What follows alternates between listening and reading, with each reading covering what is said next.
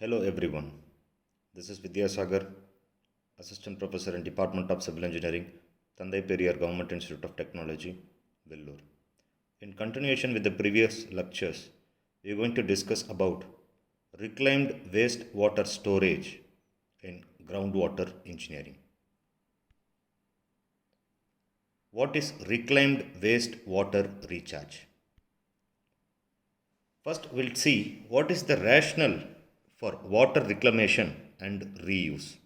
We all know water is a limited resource. Increasingly, society no longer has the luxury of using water only once.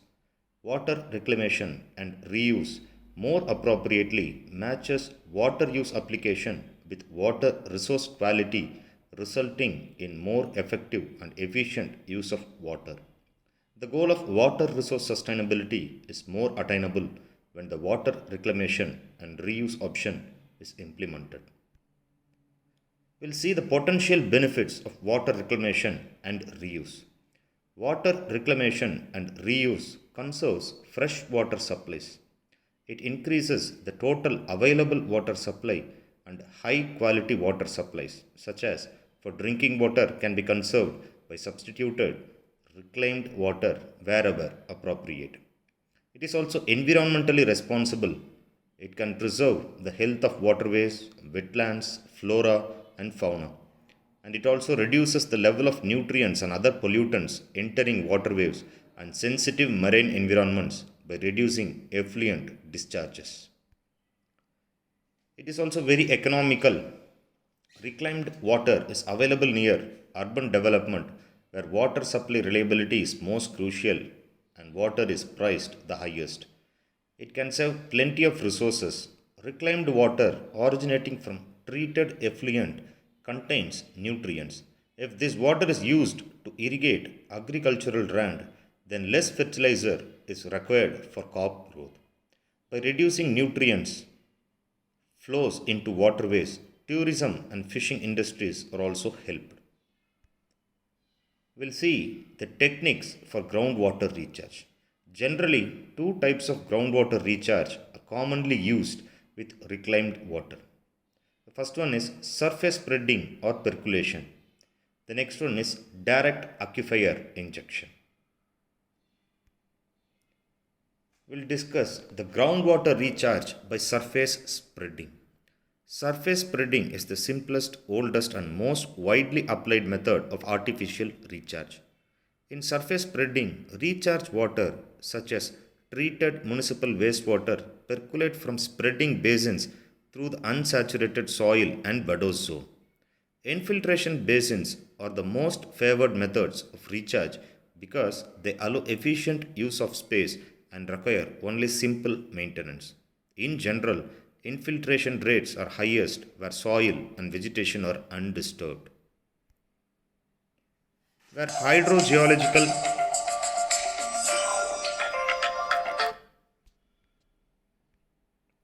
where hydrogeological conditions are favorable, wastewater reclamation can be implemented relatively simply through SAT process. We'll discuss what is SAT process in later slides.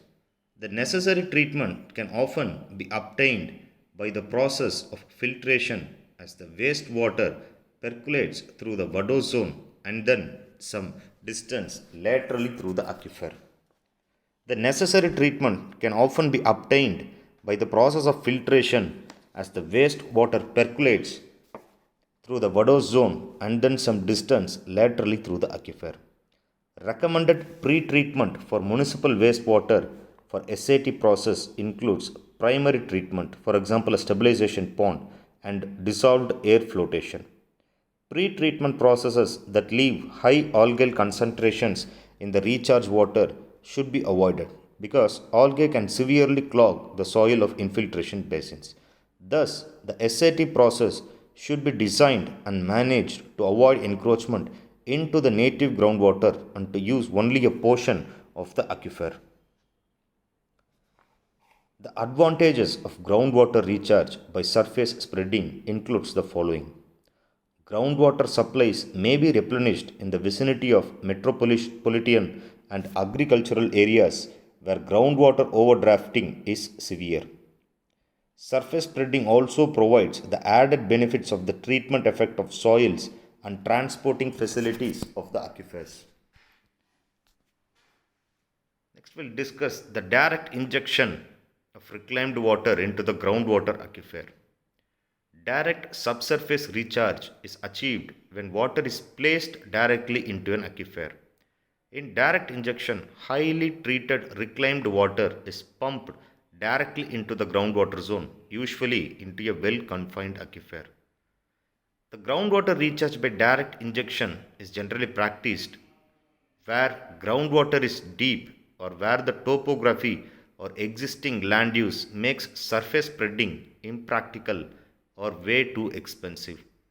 And when direct irrigation is particularly effective in creating freshwater barriers in coastal aquifers against the seawater intrusion.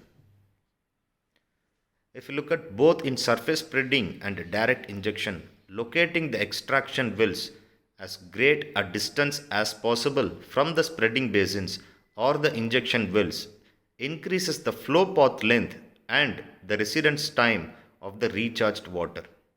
These separations set above in space and in time contribute to the mixing of the recharged water and the other aquifer contents and importantly to loss of the identity of the recharged water originating from the municipal wastewater. The latter is an important consideration in successful reuse of treated municipal wastewater in order to facilitate public acceptance. Next, we'll discuss an important phenomenon, soil aquifer treatment, simply known as SAT. It is an artificial groundwater aquifer recharge option. Water is introduced into the groundwater through soil percolation under controlled conditions. Soil aquifer treatment is either used to artificially augment the groundwater in order to withdraw fresh water again at a later stage, or sometimes as a barrier to prevent salt water or contaminants from entering the aquifer. This method can be used with reclaimed water, that is treated black water, or relatively little polluted water, for example pre-treated grey water or storm water. How does SAT works? SAT, as mentioned above, is one method used to recharge groundwater aquifers from the surface or from below the surface. Typically, SAT is used to enter either storm water or pre-treated wastewater through a recharge basin, also known as infiltration basin, or through an injection well. As the effluent moves through the soil and the aquifer, it can undergo significant quality improvements through physical, chemical, and biological processes. The water is stored in the underlying unconfined aquifer, generally for subsequent reuse, such as irrigation or even for drinking water purpose, usually or generally after a water purification step involved. So, if you look at this picture, we have the capture zone, and from there it's going for pre-treatment. After once the reclaimed water is pre-treated, it is poured through the infiltration basins and further it enters the recharge area, which is a permeable soil highlighted in yellow color. From there it reaches the subsurface storage, which is unconfined aquifer where ambient groundwater is stored. From there, using a recovery well, it is pumped out and then it reaches the post treatment stage. After that, it reaches its end product that we could use the reclaimed water after post treatment.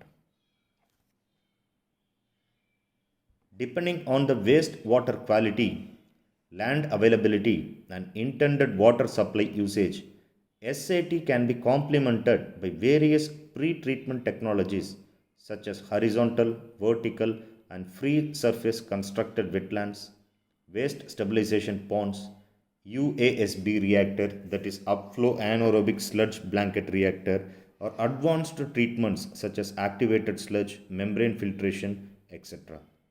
The quality of water extracted from a recharge aquifer depends on the quality of the reclaimed water introduced, that is, after pretreatment, the method of recharge, the characteristics of the aquifer, the residence time, the amount of blending with other waters, and the history of the system. Now we'll look at the advantages of this SAT. Obviously, it is low cost and a fitting option for wastewater reclamation compared to several methods available. It increases the capacity of existing groundwater resources to buffer seasonal and weather variations, that is, facilitating a drought proof water supply. It also improves the quality of the infiltrated water through soil filtration and storage in the aquifer. Reclaimed water can be mixed with groundwater resources, increasing its quality and acceptance for the reuse of reclaimed water. Groundwater recharge can also preserve water levels in wetlands and mitigate salt water or contaminant intrusion. And it has also have few disadvantages. If reclaimed water is used but not sufficiently pre-treated, discharge of nutrients and micropollutants may affect natural water bodies and drinking water. Introducing pollutants into groundwater aquifer may have long-term negative impacts. It can also change the soil and groundwater hydrological properties. Surface soil aquifer treatment requires a big area for the infiltration basin, which adds to the cost of the project. It's kind of uneconomical. Now we look at the objectives of SAT. There are several objectives of SAT. First one is safe water storage. Underground water storage can reduce the evaporation rate, especially in arid and semi arid regions. The potential breeding places for insect vector diseases, especially from stormwater drainage, and risk of contamination and pollution compared to water stored on the surface. Taste and odor are also better. Aquifer recharge leads to storage of surplus water for later use. The increased storage capacity buffers seasonal and weather pattern variations of water availability and demand. It is thus a safe and reliable climate change adaptation method to cope with water shortages. Next objective of SAT is to mix water flows. SAT enables the mixing of reclaimed and treated water with natural water bodies. This promotes the acceptance of further uses, particularly indirectly potable use. Because the water is abstracted from the wells, user acceptance is generally high. Next objective is quality improvement. SAT is most commonly used to remove residual organic material, nitrogen, and pathogenic microorganisms before storing reclaimed water in the aquifer. Using SAT, biological oxygen demand BOD can be removed efficiently and ammonia can be effectively nitrified under most conditions. Furthermore, an SAT system effectively removes certain bacteria and viruses. Apart from above said objectives, SAT mitigates salt water or contaminants intrusion. If the groundwater is too salty for use, recharge with fresh water. Example, storm water will displace the saltier water, help to mitigate or control saline water intrusion into coastal aquifers, or generally prevent intrusion of contaminants into the aquifer. The next topic we'll discuss is ASR, Aquifer Storage and Recovery. Before moving into aquifer storage and recovery, we should understand the difference between surface storage versus aquifer storage. Substantial amounts of water can either be stored above ground or underground in aquifers. Surface storage in rivers, lakes, or ponds is widely applied and represents the majority of the installed global storage capacity. Obviously, the amount of water that can be stored at the surface depends on the dimensions of the basins, whereas subsurface storage capacity is widely available. Therefore, aquifer storage is often cost effective as compared to the above ground alternatives that require the construction of water treatment plants as well as surface reservoirs or basins. In addition, there may be insufficient space or desire for above ground water storage, for instance, in urban areas. In these cases, aquifer storage provides an attractive alternative to increase storage capacity, as it requires only a small footprint above ground. What is ASR? Aquifer Storage and Recovery. It is defined as the storage of water in a suitable aquifer through a well and also the recovery of water using the same well when needed to meet the demand of urban, agricultural, ecosystem, industrial, recreational, emergency, and other water uses. The fundamental objective of an ASR, Aquifer Storage and Recovery System, is to recover a high percentage of injected water, that is to maximize the recovery efficiency at a quality that is ready to be put to beneficial use. We'll see various reasons to implement the ASR system.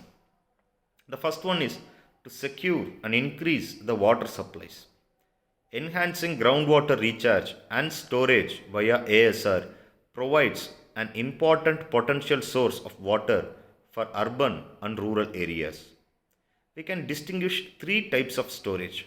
The first one is emergency storage, the storage of water when available to provide an emergency supply to meet demands when the primary source of water is unavailable. Due to accidental loss, contamination, a natural disaster, maintenance activities, or other unforeseen circumstances. The next storage is seasonal storage, or also called peak storage.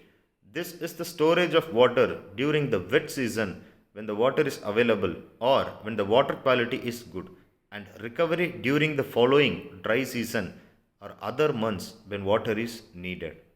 The third type of storage is long term storage, also called as water banking. Water banking is the long term storage during wet years or when distribution facilities have spare capacity, and recovery years later during extended droughts or when facilities are inadequate to meet system demands.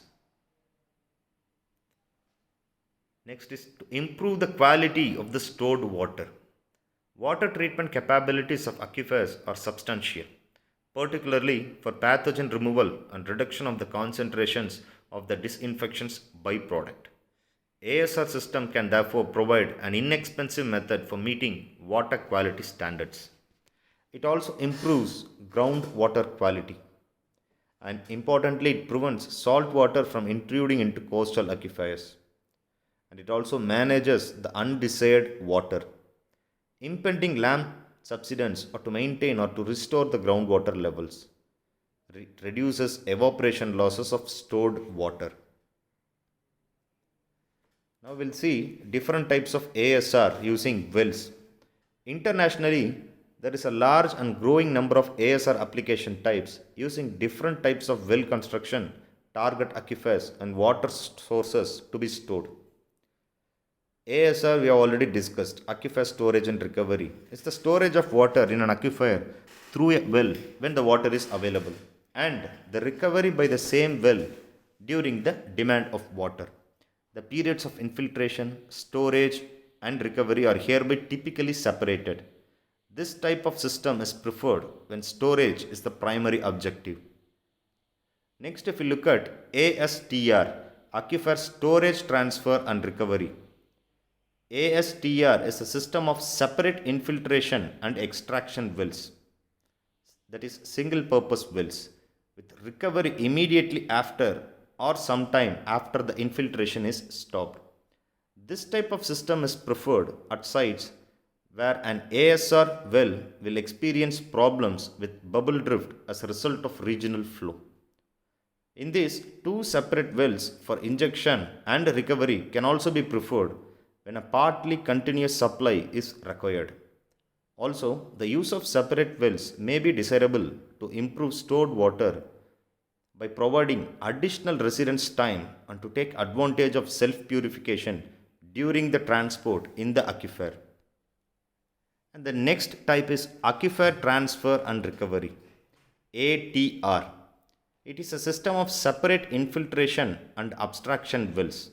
These are also single purpose wells with simultaneous infiltration and recovery, in which the infiltration and recovery rates may differ. This type of system is used when a continuous water supply is needed and soil passage contributes to water quality improvements. The use of wells for aquifer storage and recovery, ASR, is depicted in the following picture.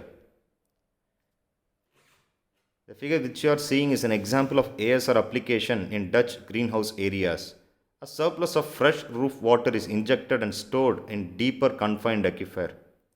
From this type of ASR bubble, fresh water can be recovered in a very short time.